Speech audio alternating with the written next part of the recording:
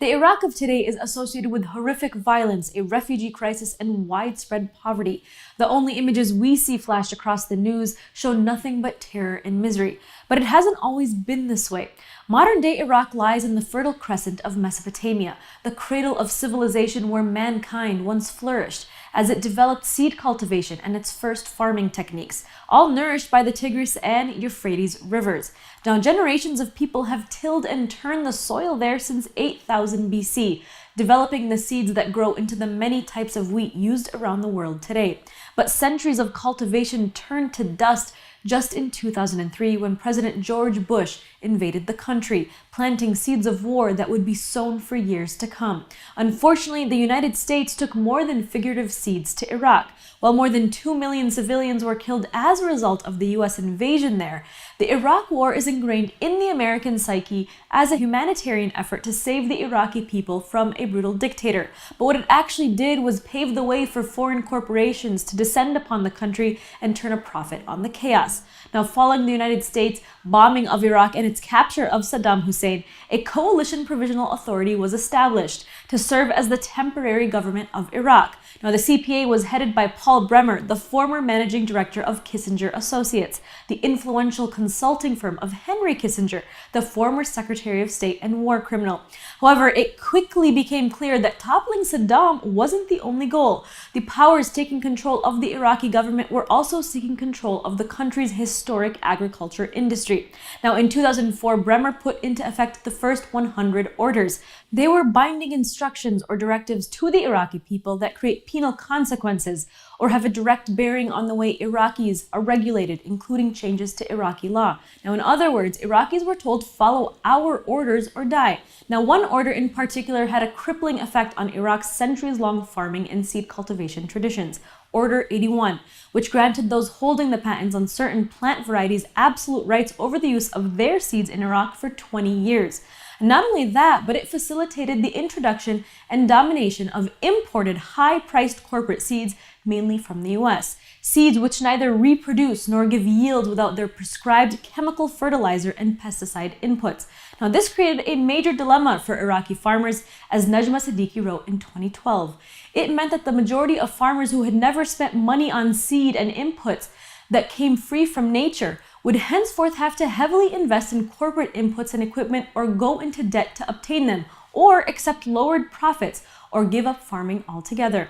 Meanwhile, the country's national seed bank, located unfortunately in the infamous town of Abu Ghraib that housed a US military torture site, was destroyed by the 2003 invasion and subsequent looting, another casualty of the Iraq War. Now today, because of Order 81, Iraqi farmers who choose to plant patented seeds from the multinational agribusiness monopolies that rule over them, they have to sign agreements that they will pay a technology fee and an annual license fee. Now, if an Iraqi farmer saves seeds to replant them in the future, as farmers around the world have done for centuries, they're subject to substantial fines from the seed supplier. Ultimately, Order 81 and companies like Monsanto and Cargill have ensured that while Iraqis may no longer be under the thumb of Saddam Hussein, they are trapped in a modern colonial struggle against an occupying force that seeks to control their livelihoods, their food supply, and their cultural traditions. Perhaps this should come as no surprise considering Paul Bremer's ties to Henry Kissinger.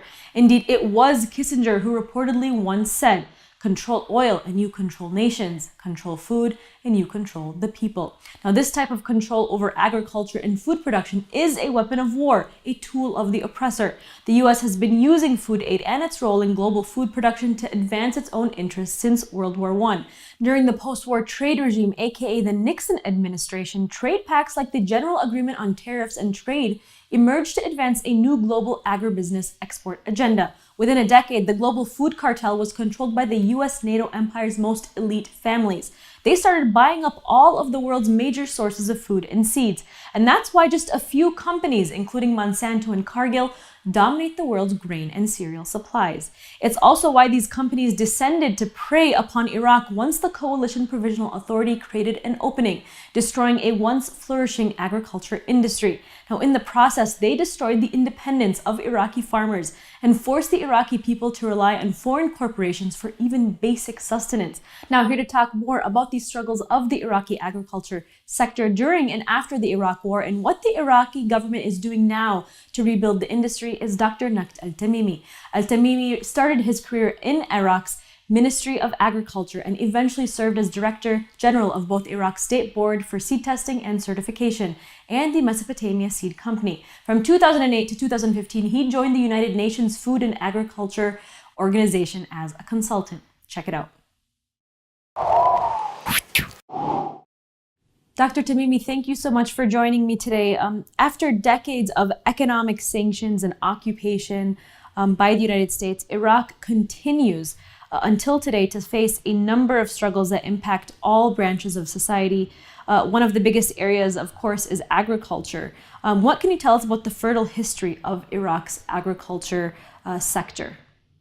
It is well known that Iraq, known as Mesopotamia, the land between two rivers, or the dark land, where the central and south part of Iraq was covered by date palm orchards, and the Iraq was self-sufficient in agricultural production. For example, even in 60s, Iraq was exporting wheat, where the inhabitants was 7 million. But in 70s and 80s, the agriculture get a deterioration due to the capitalized policy taken by the government, and also the bad impact of the Iranian-Iraqi war on the funding for the agriculture sector. These are before the Gulf War, 1991 section, and the 2003 war. So I can say the agriculture was in good manner, providing the Iraqi people with their need of food.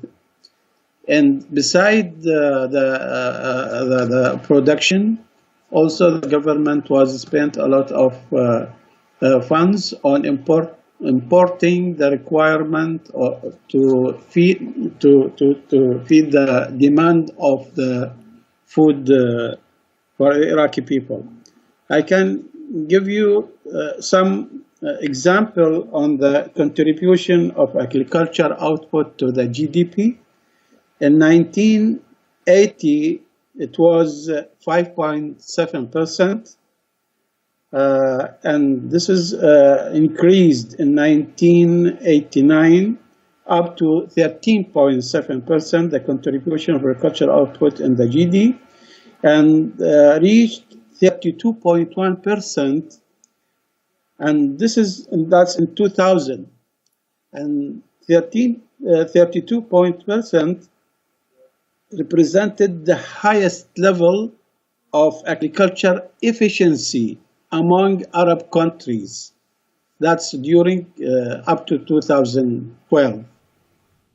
Right, and I know that you obviously have the numbers ready to talk about the financial and trade embargo enforced against Iraq from 1990 to at least 2013. How did these sanctions and ongoing war impact Iraq's agriculture and farming industry? As I said, the Iraqi was getting the self-sufficiency in vegetable, that's before the sanction, in vegetable, fruit, milk, since the imported quantity of these commodities were constitute only about 6% of the total demand, which it means nothing. And the cereal production was about constitute about 60% of the total demand, and the rest was being imported from abroad. After 1991, the war resulted in destruction of the most of the infrastructure, and also the sanction imposed on Iraq prevent Iraq from importing many of inputs, particularly for agriculture, which is lead to bad impact production and also resulted in low productivity. The combination of the war, poor government policies, and the economic section brought the sector nearly to collapse. The section followed 1991 war reduced the Iraqi gross domestic production by 80%. The decline in agricultural productivity was sharp during this period because Iraq was not allowed to and spare parts. In addition, Iraqi's purchasing power dropped dramatically in low effective demand for all products, including food crops. The sanction actually, when preventing the importing the required need, particularly for the imports, for example, seeds, fertilizer, plant protects material, that's affect the productivity, which is going down. For a report published by FAO and World Food Program WFP in 1997 indicated that the production was decreased. And after 1995, when the Iraqi government signed the agreement, Oil for Food, seeing some increment in the productivity. For example, yield for wheat increased from nearly 800 kilogram per hectare in 1995 to up to nearly 1 ton per hectare in 1996. And for example, other example, rice increased from 1.8 ton per hectare to about 2.3 ton per hectare during the same period. And we found that the Oil for Food program has helped the agriculture where their allocation of budget, which used by the Ministry of Agriculture, to make available for the farmers the inputs required for the agricultural production. And also the policy used by the government at that time to subsidize all the prices, particularly for the machines, seeds, and fertilizer. And the subsidization is up to 95%, which is, this is benefits for the farmer to get their need from the market and resume their production. Now, Dr. Necht, can you tell me a little bit more about the actual foreign corporations and maybe even foreign nations that are influencing the Iraqi agriculture sector? Has the government even done anything to stymie this kind of influence? You know, after 2003, I can summarize to you the situation for the agriculture sector. First of all, in May and April 2003, there was a lot of looting, which resulted most of the agricultural building and infrastructure destroyed. This is a bad thing. Also, the irrigation system and drainage system had not been maintained and damaged. The canal network also been corrupted and substantially damaged. Seed supply system also been deteriorated. This was very strong system in Iraq before 2003, but unfortunately been deteriorated, badly deteriorated after 2003. From about 15 million heads livestock to about 9.7 million head of livestock. Orchards also were neglected and not maintained. Machinery was in very sorry state. And before 2003, the Ministry of Agriculture has support farmers to provide them with modern irrigation system, particularly for sprinkler irrigation or drip irrigation.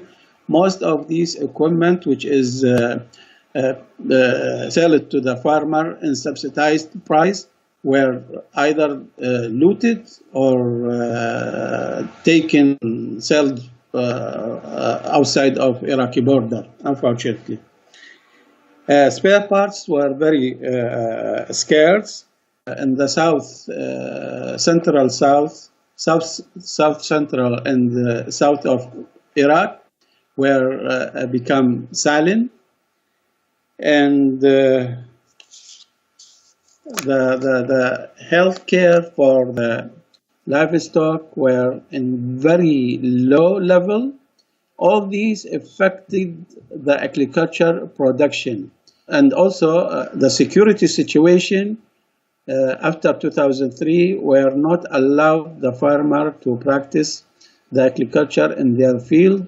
The electricity, the power is not available. This is much affected on particularly the pumps and drainage, and also the fuel is not available or very high prices. All these factors has badly impact the agriculture production, at least for 2003, 2004. The violent in 2007 and 8. All these has bad impact on the agriculture. And I want to talk more about the Iraqi government that's in place right now. What are they doing exactly to lessen the damaging effects of Iraq's decimated agriculture sector? I mean, has there really been any improvement in the past 5 to 10 years?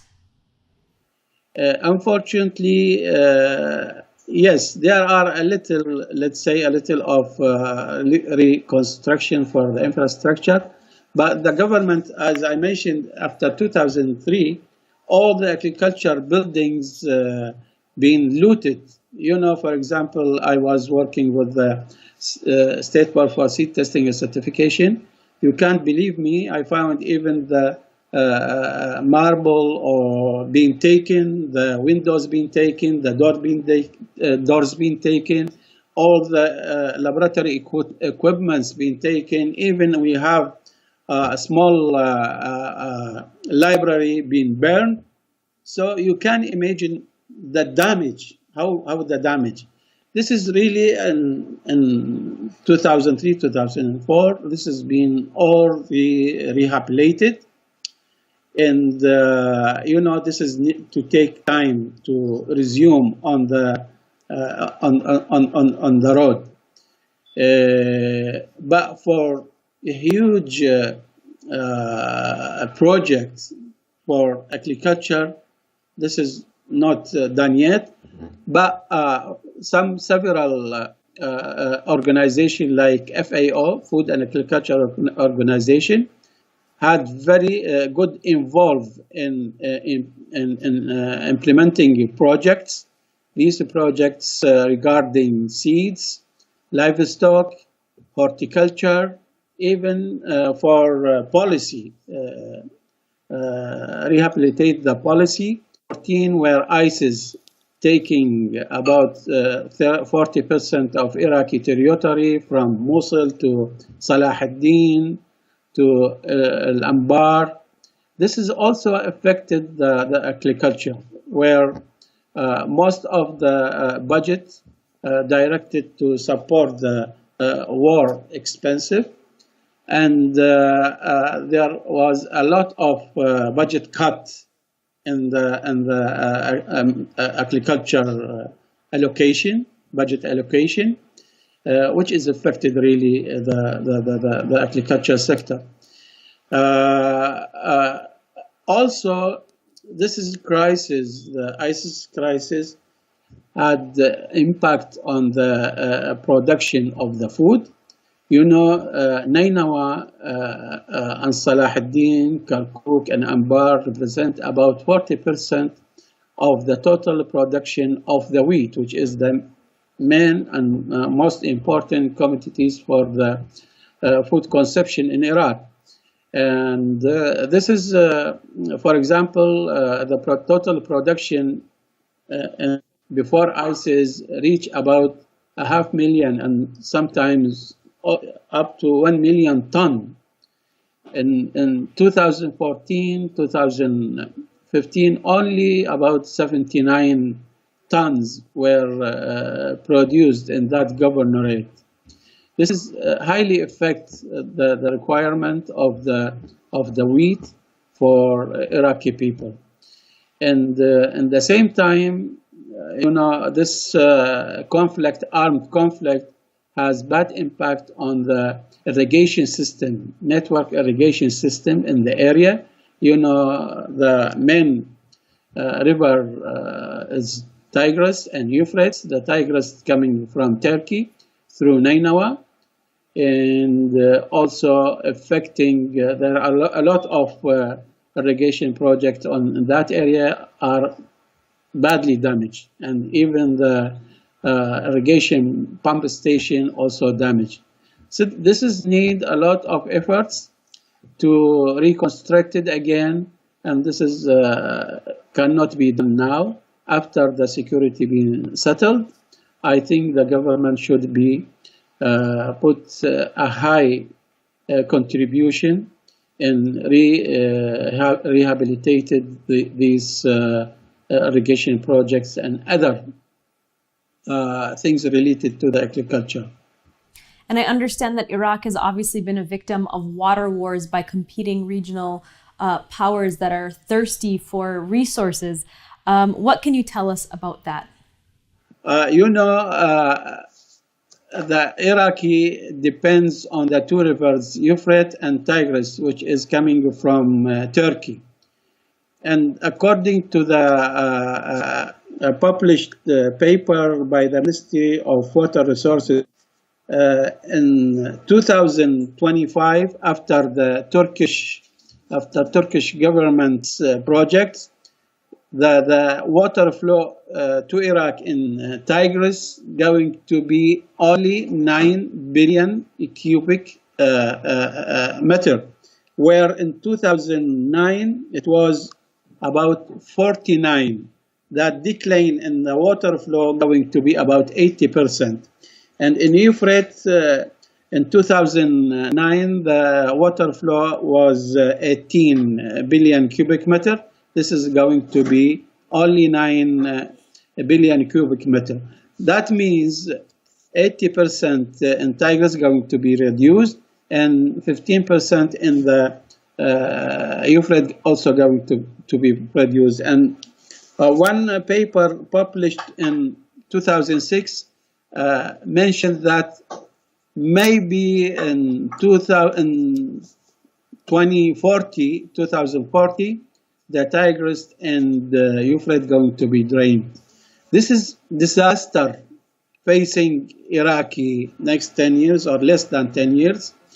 And the population will be increased from 36 million to 44 million in 2025.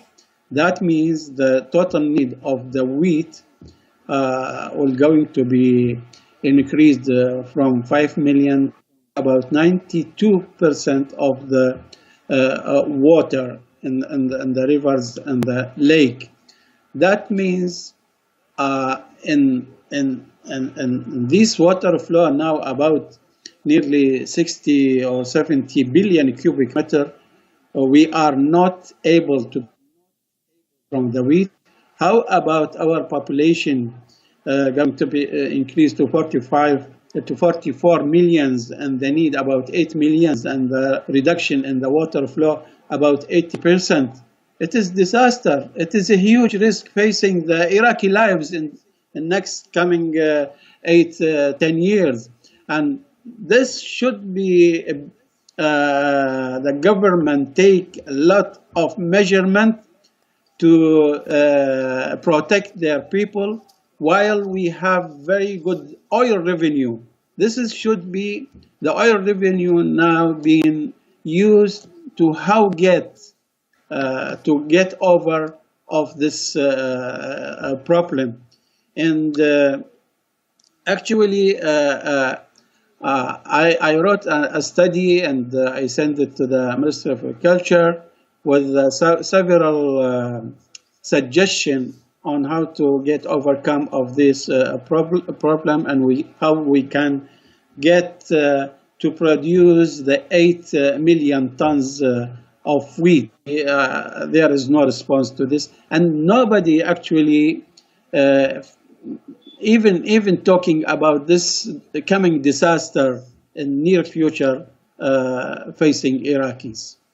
And we're running out of time, unfortunately, but thank you so much, Dr. Nakta Tamimi, expert on Iraq's agriculture industry. Thank you so much.